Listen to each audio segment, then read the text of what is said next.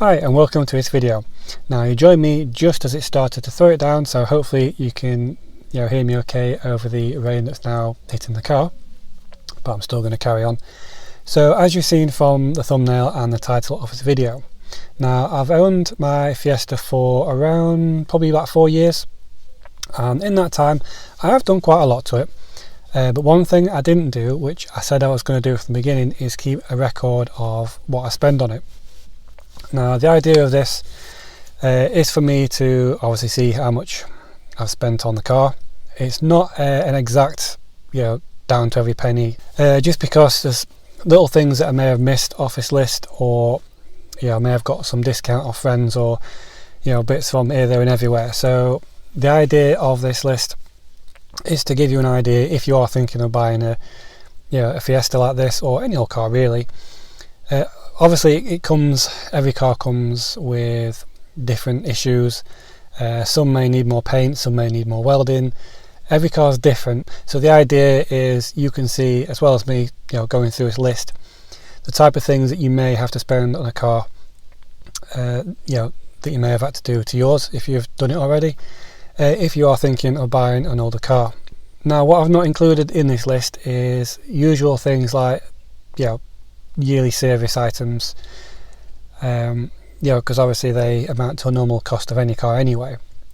What I've tried to do is things that I can remember, and going through older videos, is put things on this list that either needed doing for whatever reason, or that are not under a normal circumstance really.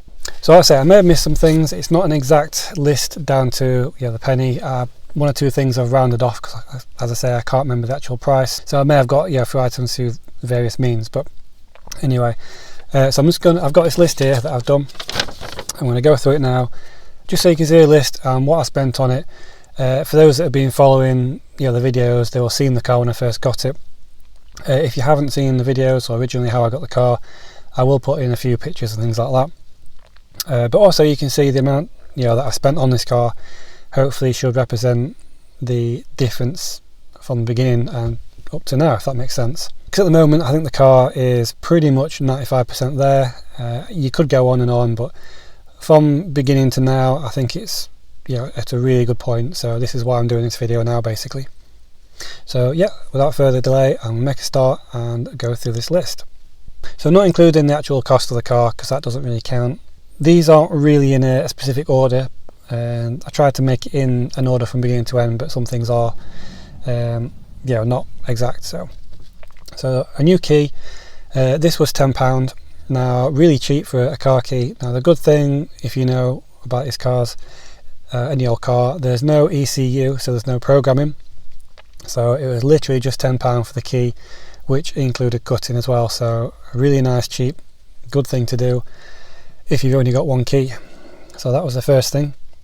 Now if you remember, when I bought the car, it did come with two keys. Now the first key was a normal key. The second key was basically split in half. If I remember, he snapped it in the fuel cap at the back and used a pair of pliers on it to open the fuel cap. So that was the idea behind the second key. So after that, there was a rear wiper, because he took the motor out before the previous owner, but he did send me that afterwards, so that was basically a freebie. So as I said at the beginning of this video, the car, or cars, can have various degrees of rust and fixing them. I've obviously spent a bit of time on buying paint, primer, lacquer, the crust, just tidying all the bits of rust. I mean, a lot of it is surface rust that was around the edges and arches. What I've put down is let's round it up to £10 if you like, for the colour, £10 primer, £10 lacquer, and a £5 for the crust. So let's just call it £40. Now I've done a fair bit, so I'm going to times this by 2, because I know I've definitely used 2 if not 3 so far. So let's call that £80 on sandpaper and everything that you need to do a little bit of rust treatment. Obviously that's taken a little bit of time over the course of the time I've had the car, but just to summarise for this video. Now the next thing I did was a gear knob. Now again, that was free. He put an aftermarket on, and I did have one in a box of parts which I had, but if not, they're probably around £10–15. to change that if yours is cracked or seeing better days. Now also the previous owner removed the spare wheel carrier, and the spare wheel, none of that was there, so I had to go out and find one of those. Now I did find the eBay listing for that, and that was £55 for the carrier and tyre.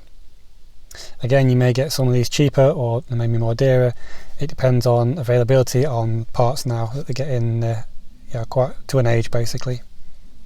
After that was the fuel cap, because if you remember, again I'll find photos if I can, the fuel cap that was on this car was from a Mark IV I think it was, because it was a rounder type. It was the wrong one for this car, so I bought another one of those. That was £35 I think, if I remember. Next thing on the list was a Fiesta sticker on the back, because everything had been debadged basically. So I managed to go to DMB. They made me a custom sticker, and I think that was about £15. I may be wrong on that, but I think it was about that. Again, on the opposite side, the Ford badge had been removed. Now if you go to Ford, they don't stock the older type of badge, they only do the modern type. I didn't want that, so I went for a second-hand Ford badge off eBay. I got that for about £5, so let's just call that £5, not including sticky tape and all that. So the next thing was the aftermarket radio. I wanted to pull that out. I could have left it in, but I wanted the car to be standard as can be. It was kind of hard finding one of these, but I did actually find one from a Ford Granada I think it was, and I actually got one of these for, I think it was £15, so that was a really good deal. And I may have paid £2 or £3 for the code, because it came locked and I didn't know the code, but I'm not including that. So the next thing, like I say, with the spraying in this car, the only thing that I've not done on this car myself, going through this list, is the spraying of the bonnet. Now when I got this car, there was a nasty sort of lack appeal area that I couldn't sort out, so I wanted a cheap sort of respray, dusting over of the bonnet. Now I had a friend of a friend, if you like, that did this for me, and this was £130. Of course that's not including fuel to go pick it up and all that, so I'm just going to put £130 for a bonnet respray. So after that, I did notice that the previous owner had cut the exhaust. Now on these the exhaust should point downwards, not sure why, but it cut it maybe to make it straight. Rather than buying a whole back box, I just got a little chrome piece, add-on piece, which was £10, just to make it look a little bit better. Now after that, again, the previous owner, he did quite a lot, to be fair. Most of my jobs on this car was undoing the things that he had done, but not that of course it's personal choice for everyone. It's just that this car that I wanted to try and get back standard. So the next thing was the clear lenses. Now it's not a facelift, because facelifts have clear and pre-facelifts have ambers. With it being a pre-facelift, I wanted to go with the amber lights, so these were £15 for the two.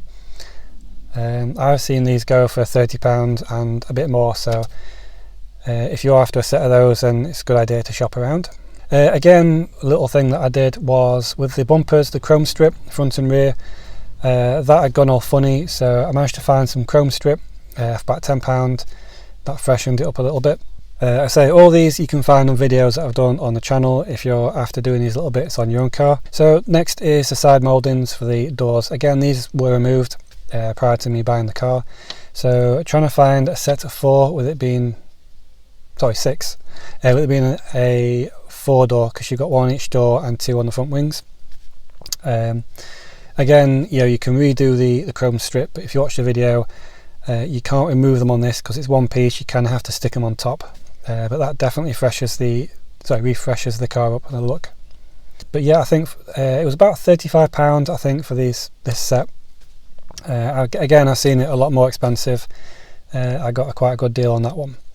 Now moving on, the next one is more mechanical. The next thing I did was, I think it was a coolant change, where I did the thermostat. There's a gasket which I've not included, which again a few pound, and then I did the water pump as well. Now this one was a Napa one I think, and that was £25. And again I've put coolant £10 because obviously it adds to the job, which I did. I've put next 2 front tyres, about £100. Now the front tyres that are on this car I think were dated, again I did a video on it, 2004 I think, so they're definitely due for renewal. Sorry, so the rear tyres were dated 2004, the fronts I've still got to do but I've not had a chance to do that yet. Next thing I've put down on the list is a front near wheel bearing. Now I did quite a few videos on this, I remember it being such a pain, and there's probably a lot of costs which I've missed out on this list, but I've just put wheel bearing. I think they're like sort of £10. I will double check if I can find one, put it on the screen. Now along with that, with the job that I did, I ended up buying a new hub, that was £35, and I did the drive shaft seal as well, and I think that was about £10.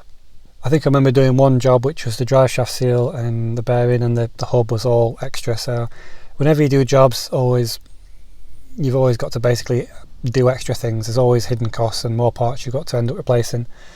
That's how it is with old cars. There was also the auxiliary belt, that was like £8, not expensive, quite easy to do. There was the clips for the alternator wire when I did all the front end refresh. Again, not a lot, but I put £5 on there just because it's an extra cost. The clips break very easy, by the way, if you've not seen that video, so that was the idea behind that. Again, with the refresh, there was a new radiator which was £55, and then more sort of recently, with the brake season, I bought two new front calipers. They were £65 for the pair, and I ended up having to get two new front flexi brake lines. They were, I think, about £25 for the two, and then there were some nuts that go on the brake lines, which at that time could grind off. They were £5, but again, extra cost. And also the actual discs and pads for both sides. I can't remember exactly how much the cost was, but I think it was about £50, so I just rounded that up. Also, more recent to the last video that I did, there was the springs, because I've raised it from 50mm to 35mm, so the 35mm springs were £100. The front shocks, because when I took them off, the front ones had completely gone, hence the idea behind the suspension refresh.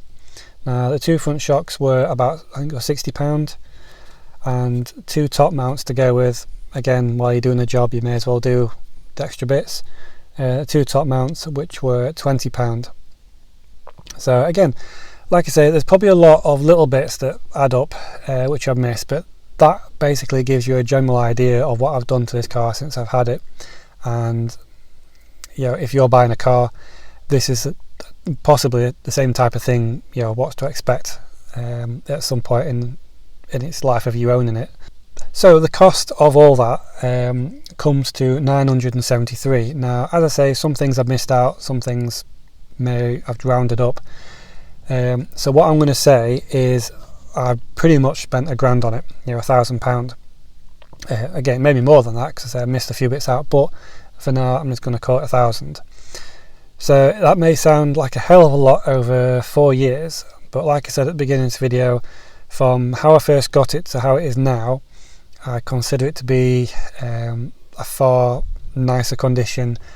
A lot of items have been renewed, hopefully will last quite a few more years, you know, driving around and showing it. Some of these, you know, again, you don't have to do. I could have saved myself, you know, 200 or 300 by not doing the you know, the visuals, if you like. But when you buy a car, you know, a classic car that you want to show, you know, it depends on your finances on how much you can put into it and how far you want to go. I could easily spend, you know, another few hundred, you know, on doing things which I may do in the future, you know, on other bits. But like I say, just to where it is now, that gives you a rough idea on, you know, how much you would probably spend on a 35, say, year-old car. Now I will leave it there because I know I've waffled on a fair bit. So I hope you found this video quite useful. You know, leave your comments down below on, you know, if you've tallied your things up. So if you've tallied your you know, car up, how much you spent on yours. Yeah, it'd just be interesting to find out. But yeah, I'll leave it there. Leave your comments down below, and I will see you in the next one.